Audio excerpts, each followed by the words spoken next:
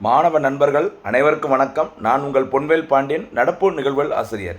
இன்றைய தினத்தை நம்ம பார்க்க போகிறது ஜூன் 14ஆம் தேதிக்குரிய தினசரி நடப்பு நிகழ்வுகளின் தொகுப்பு. சரியா? ஃபர்ஸ்ட் தலைப்பு செய்திகள், இறுதியாக விரிவான செய்திகள், நடுவில் ஒரு சில போனஸ் கேள்வின்னு கேட்டு சூப்பர் சிக்ஸ் கேள்வின்னு கேட்டு இன்றைய தினத்தில் நடப்பு செய்திகள் சப்ஜெக்டை லிங்க் பண்ணி எப்படிலாம் கொஸ்டின் கேட்க வாய்ப்புகள் இருக்குதோ அதன் அடிப்படையில் நம்ம தொகுத்து வழங்கிட்டு இருக்கிறோம். சரியாம்மா?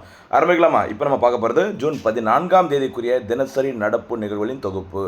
ஃபஸ்ட்டு நம்ம பார்க்க போகிறது ஹெட்லைன்ஸ், தலைப்பு செய்திகளில் ஃபஸ்ட்டு பாயிண்டே பாருங்கள். இந்திய இராணுவத்தின் புதிய தலைமை தளபதி யார்? ஓகேவா?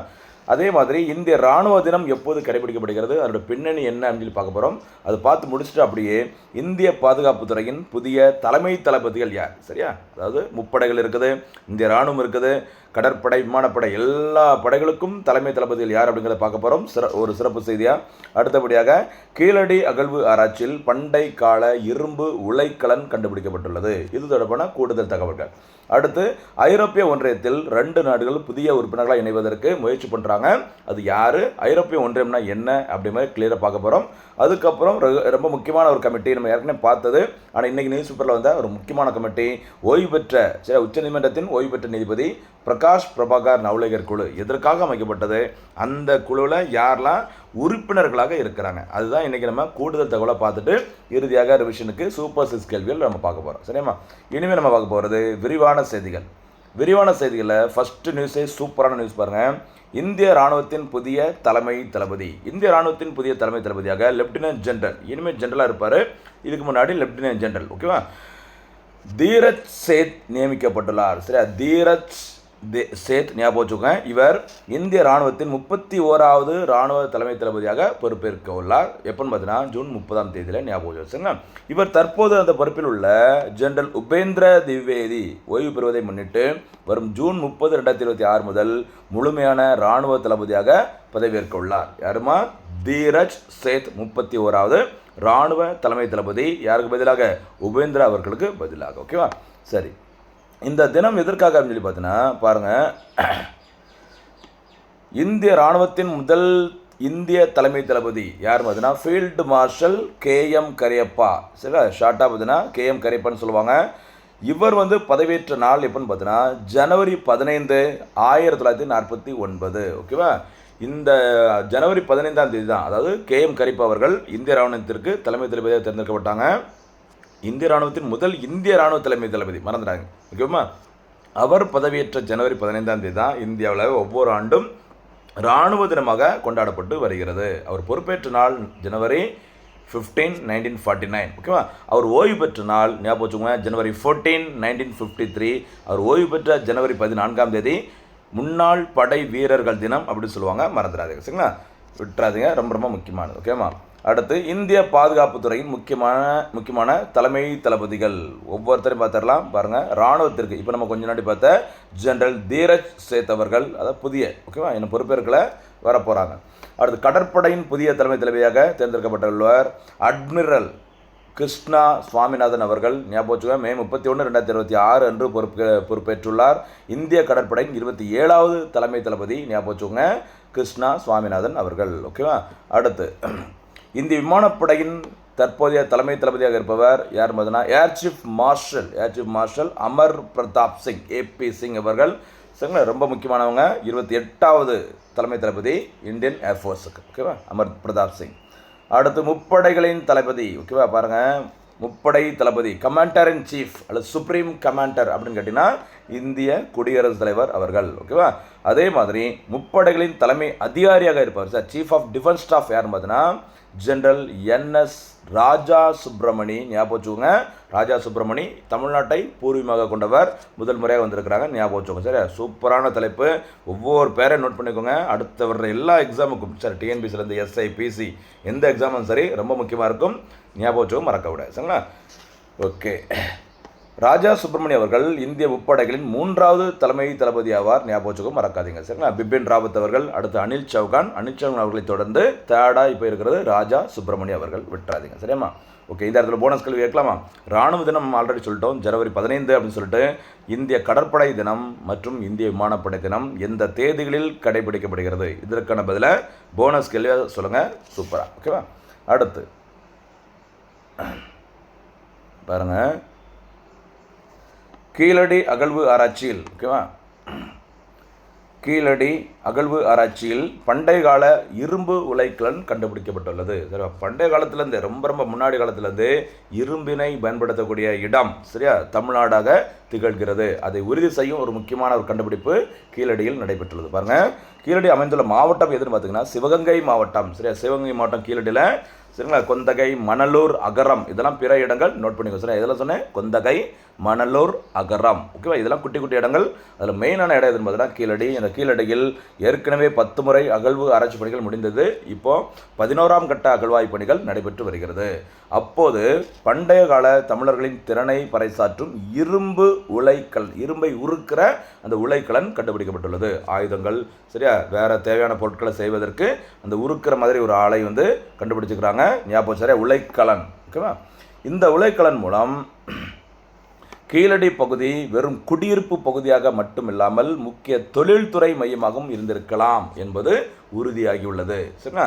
மேலும் கீழடியில் இரும்பு உற்பத்தி, உலோக தொழில் மிகச் சிறப்பான முறையில் நடைபெற்று இருப்பது தெரிய வந்துள்ளது அப்படி சொல்லியிருக்கிறாங்க. ஞாபகம் வச்சுக்கோங்க, இந்திய தொல்லியல் துறை சரியா, தமிழ்நாடு தொல்லியல் துறை 2 பேர் தான் இந்த அகழ்வாராய்ச்சி பணிகளை ஈடுபட்டு வராங்க. இந்திய தொல்லியல் துறை ASI archaeological survey of India உருவாக்கப்பட்டது 1861. இதை உருவாக்கியவர் அலெக்சாண்டர் கன்னிங்கம் 1861. இந்திய தொல்லியல் துறை உருவாக்கப்பட்டு 100 வருஷம் கழிச்சு தான் இது உருவாக்குறாங்க தமிழ்நாடு தொல்லியல் துறை 1961. மறந்துடாதீங்க, முக்கியமான செய்தி. சரிங்களா. அடுத்து ஐரோப்பிய ஒன்றியம் பாருங்கள். ஐரோப்பிய ஒன்றியத்தில் ஒரு முக்கியமான செய்தி என்னன்னு சொல்லி பார்த்தீங்கன்னா 2 நாடுகள் சரிங்களா புதிய உறுப்பினர்களை இணைவதற்கு விண்ணப்பம் தெரிவிச்சிருக்கிறாங்க. அதற்கான பேச்சுவார்த்தைகள் அதிகாரப்பூர்வமாக தொடங்கியிருக்குது. சரியா, பாருங்கள். ஐரோப்பிய ஒன்றியம் முறைப்படி தொடங்கப்பட்டது அப்படின்னு சொல்லி பாருங்க. 1993ஆம் ஆண்டில் நடைமுறைக்கு வந்த இந்த மாஸ்டரிஷ் ஒப்பந்தம் சரி, அதாவது நெதர்லாந்து நாட்டில் இருக்க ஒரு நகரம் தான் இந்த மாஸ்டரிஷ். அங்கு நடைபெற்ற ஒரு ஒப்பந்தம் தான் ஓகேவா. அந்த ஒப்பந்தத்தின் மூலம் ஜூலை 1, 1993 அன்று அதிகாரப்பூர்வமாக உருவாக்கப்பட்டது யூரோப்பியன் யூனியன் ஓகேவா. ஒப்பந்தம் பார்த்துக்கோங்க. அந்த பிரெட்டன் வுட்ஸ் ஒப்பந்தம் ஓகேவா. அடுத்து இந்த GATT ஒப்பந்தம் இதெல்லாம் சில அமைப்புகள் உருவாக்குவதற்கு காரணமானது. அதே மாதிரி இந்த ஒப்பந்தமும் ஐரோப்பிய ஒன்றியத்திற்கு காரணமான ஒரு ஒப்பந்தம். சரிங்களா. ஐரோப்பிய ஒன்றியம் என்பது ஐரோப்பியாவில் அமைந்துள்ள 27 உறுப்பு நாடுகளின் அரசியல் மற்றும் பொருளாதார ஒரு கூட்டமைப்பாகும். எவ்வளோ மெம்பர்ஸ் இருக்கிறாங்க ஐரோப்பிய ஒன்றியத்தில்? 27, 28 நாடுகள் இருந்தது. இங்கிலாந்து இந்த அமைப்பிலேருந்து வெளியேறி போயிட்டாங்க. அந்த இங்கிலாந்து வெளியேறிய நிகழ்வுக்கு என்ன பேர் சொல்லுவாங்க அப்படின்னா பிரெக்சிட்னு சொல்லுவாங்க. Sir BREXIT sir, Britain exit, Britain வெளியேறியது. அதை ஷார்ட்டாக சொல்லும்போது பிரெக்சிட்னு சொல்லுவாங்க. சரியா. இது உறுப்பு நாடுகளுக்கு இடையே இந்த ஐரோப்பிய ஒன்றியம் எதற்காக சொல்லி பார்த்தோன்னா இந்த உறுப்பு நாடுகளுக்கு இடையே தடையில்லா வர்த்தகம் மற்றும் மனிதர்கள் சுதந்திரமாக பயணிப்பதை உறுதி செய்கிறது. 27 நாடுகளுக்குள்ள ஓகேவா. இந்த 27 நாடுகளை கொண்ட இந்த ஐரோப்பிய ஒன்றியத்தின் பொதுவான நாணயம் காமன் கரன்சியோட பேர் என்னன்னு பார்த்தீங்கன்னா யூரோ. சரி, அந்த யூரோ கரன்சியை ஐரோப்பிய ஒன்றியத்தின் 20 நாடுகள் இப்போ வரைக்கும் ஏற்றுக்கொண்டு அதை நடைமுறைப்படுத்தியிருக்கிறாங்க. ஞாபகம் வச்சுக்கோங்க. சரிங்களா. யூரோ என்பது என்னுடைய பொதுவான கரன்சி ஐரோப்பிய ஒன்றியம் EURO. அதில் ஓ மிஸ் ஆயிருக்கு, கொஞ்சம் பார்த்துக்கோங்க. சரிங்களா. ஓகே. இந்த யூரோப்பிய ஒன்றியத்தின் நிர்வாக தலைமையிடம் அமைந்துள்ள நாடு எதுன்னு பார்த்தீங்கன்னா பெல்ஜியம். பெல்ஜியம் தலைநகரம் பிரிசல்ஸ். அந்த பிரிசல்ஸ் தான் ஐரோப்பிய ஒன்றியத்தின் தலைமையிடம் அமைந்துள்ளது, நிர்வாக தலைமையிடம். சரிங்களா. இந்த ஐரோப்பிய ஒன்றியத்திற்கு ஐரோப்பிய பகுதிகளில் சரிங்களா அமைதியை நிலைநாட்டியதற்காக போர்லாம் ஏற்படாமல் சூழல் இருக்கும்போது அது தடுத்து நிறுத்தியதற்காக 2012ஆம் ஆண்டு அமைதிக்கான நோபல் பரிசு வழங்கப்பட்டது. ஒரு குறிப்பிட்ட பெரிய அமைப்புக்கு நோபல் பரிசுலாம் கொடுத்தாங்க அப்படின்னா அது கொஞ்சம் நோட் பண்ணிக்கோங்க. அமைதிக்கான நோபல் பரிசு ஐரோப்பிய ஒன்றியத்திற்கு வழங்கியிருக்கிறாங்க 2012ஆம் ஆண்டில் ஓகேவா. அடுத்து இந்த ஐரோப்பிய ஒன்றிய ஆணையத்தின் தற்போதைய தலைவர் யாருன்னு பார்த்தீங்கன்னா உர்சுலா வான் டெர் லயன். சரியா. சமீபத்தில் பார்த்தோன்னா ஒரு சில மாதங்களுக்கு முன்பாக இந்தியா ஐரோப்பிய ஒன்றியம் இடையே தடையில்லா வர்த்தகம் ஒப்பந்தம் கையெழுத்தானது. அதில் கலந்து கொண்ட முக்கியமான நபர் உர்சுலா வான் டெர் லயன். அவர் தான் யூரோப்பியன் யூனியனோட தலைவராக இருக்கிறாங்க. சரியா. அதே மாதிரி ஐரோப்பிய கவுன்சிலின் தலைவர், ஐரோப்பிய சபையின் தலைவர் யார் பார்த்தீங்கன்னா தற்போது சார்லஸ் மைக்கேல் அவர்கள். இந்த ஐரோப்பிய ஒன்றியத்தில் சில ரீசனாக நியூஸில் வர காரணம் என்னென்னா உக்ரைன் மற்றும் மால்டோவா ஆகிய நாடுகளை ஐரோப்பிய ஒன்றியத்தில் புதிய உறுப்பினர்களாக சேர்ப்பதற்கு அதிகாரப்பூர்வ பேச்சுவார்த்தை தொடங்கியுள்ளது. ஏற்கனவே 27 நாடுகள் இருக்கிறாங்க. உக்ரைனும் மால்டோவும் இதில் சேர்றதுக்கு விருப்பம் தெரிஞ்சதுனால அது தொடர்பான அதிகாரப்பூர்வ பேச்சுவார்த்தை தொடங்கியிருக்கிறாங்க. அநேகமாக சீக்கிரமாக இந்த 2 நாடுகளும் உறுப்பினர்களாக இடம் பெறலாம். அப்போது எக்ஸாம் டைமில் கேட்பாங்க யார் புதிய உறுப்பினராக சேர்த்துக்கிறாங்க, எத்தனையாவது உறுப்பினர்னு கேட்கலாம். கவனமாக இருந்துக்கோங்க. சரியாம்மா.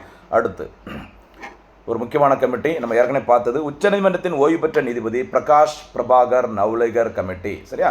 இந்தியாவில் சட்டவிரோத குடியேற்றம் மற்றும் பிற இயற்கைக்கு மாறான நடைமுறைகளால் மக்கள் தொகையில் ஏற்பட்டுள்ள மாற்றம் குறித்து ஆராய்வதற்கு உச்சநீதிமன்றத்தின் ஓய்வு பெற்ற நீதிபதி திரு பிரகாஷ் பிரபாகர் நவுலேகர் தலைமையில் ஒரு குழுவினை மத்திய அரசு கடந்த மே 2026 அமைச்சிருந்தாங்க. இந்த குழுவில் சரியா கொஞ்சம் சீக்கிரமாக கொஞ்சம் வேறு மாதிரி சில ஸ்ட்ரிக்டாக எல்லை தாண்டிய அந்த மக்கள் தொகை கணக்கெடுப்பு, அதாவது அந்த எல்லை தாண்டிய மக்கள் இந்தியாவுக்குள்ளே வர்றதுனால என்னென்ன பாதிப்புகள் இருக்குது அதையும் சேர்த்து ஆலோசிங்க அப்படின்னு சொல்லிட்டு மத்திய உள்துறை அமைச்சர் அமித்ஷா அவர்கள் ஒரு அறிக்கையில் சொல்லியிருந்தாங்க. இந்த பிரகாஷ் பிரபாகர் தலைமையிலான குழுவில் யாரெல்லாம் இருக்கிறாங்க அப்படின்னு சொல்லி பாருங்க. மக்கள் தொகை கணக்கெடுப்பு ஆணையர், சரி, இந்தியாவில் தற்போது மக்கள் தொகை கணக்கெடுப்பின் ஆணையராக இருப்பவர் MK நாராயண், சரி, மிருதுஞ்சய் குமார் நாராயண் அவர்கள். ஓய்வு பெற்ற IAS அதிகாரி துர்கா சங்கர் மிஸ்ரா அவர்கள். அடுத்து ஓய்வு பெற்ற IPS ஆஃபீஸர் பாலாஜி ஸ்ரீவஸ்தவா, மருத்துவர் ஷாமிகா ரவி ஆகியோர் இந்த கமிட்டியில் மெம்பராக இருக்கிறாங்க. ஒவ்வொரு நபர்களும் முக்கியமானவங்க, விட்டுறாதீங்க. சரிங்களா? பிரகாஷ் பிரபாகர் நவுலேகர் கமிட்டி. அடுத்தபடியாக இன்றைய தினத்திற்கான சூப்பர் 6 கேள்விகள். முதல் சூப்பர் 6 கேள்வி பாருங்க. உச்சநீதிமன்றத்தின் ஓய்வு பெற்ற நீதிபதி பிரகாஷ் பிரபாகர் நவுலேகர் குழு எதனுடன் தொடர்புடையது? சரிங்களா? அடுத்து இந்திய இராணுவத்தின் புதிய தலைமை தளபதி யார்? 3rd question. முப்படைகளின் தற்போதைய தலைமை தளபதி யார்? 5th question. அகழ்வு ஆராய்ச்சி பணிகள் நடைபெற்று வரும் கீழடி எந்த மாவட்டத்தில் அமைந்துள்ளது? 5th question. ஐரோப்பிய ஒன்றியத்தின் பொதுவான நாணயத்தின் பெயர் என்ன? 6th question. 2026 G7 மாநாடு எந்த நாட்டில் நடைபெற உள்ளது? இது வந்து நம்ம ஏற்கனவே பார்த்ததுனால இன்றைக்கி நியூஸ் பேப்பரில் வந்ததுனாலும் இதை பற்றி நம்ம கிளியராக பார்க்கல. நீங்கள் இதை நம்ம வீடியோ பார்த்துருந்தீங்கன்னா ஈஸியாக நீங்கள் ஆன்சர் சொல்ல முடியும். G7 மாநாடு 2026 எந்த நாட்டில் நடைபெற உள்ளது? பிரதமர் நரேந்திர மோடி அவர்கள் அந்த மாநாட்டில் கலந்து கொள்வதற்கு ஆல்ரெடி நேற்றே கிளம்பிட்டாங்க, ஞாபகம் வச்சுக்கோங்க. சரிங்களாம்மா? மீண்டும் சந்திக்கலாம். நன்றி, வணக்கம்.